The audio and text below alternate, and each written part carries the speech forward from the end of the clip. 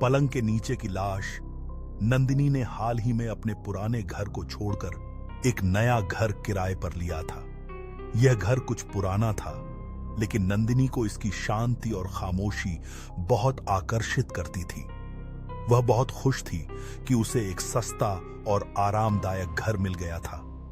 शुरुआत में सब कुछ सामान्य था, लेकिन धीरे धीरे नंदिनी को कुछ अजीब घटनाएं होने लगीं।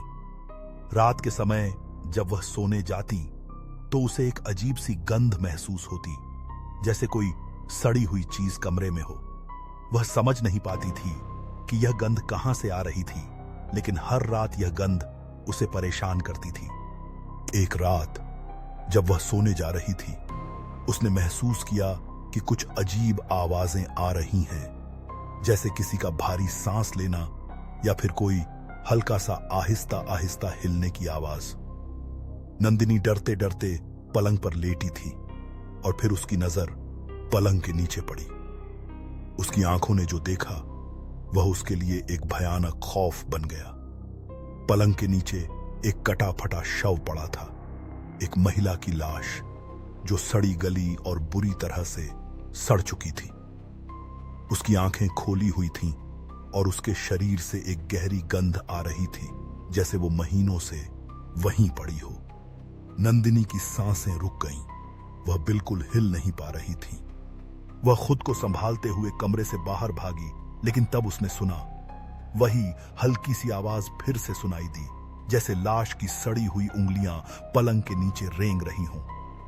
एक घबराई हुई नंदिनी अपने सारे सामानों को लेकर घर से बाहर चली गई, लेकिन वह जान चुकी थी कि उस घर में कुछ खौफनाक ताकतें छिपी हैं।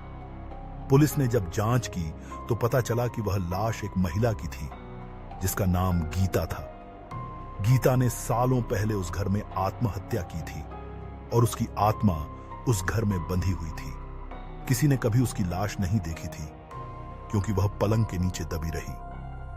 कहा जाता है कि गीता की आत्मा अब भी उस घर में बुरी तरह से तड़प रही है और जो भी नए किराएदार आते हैं उसे अपनी उपस्थिति का एहसास कराती है।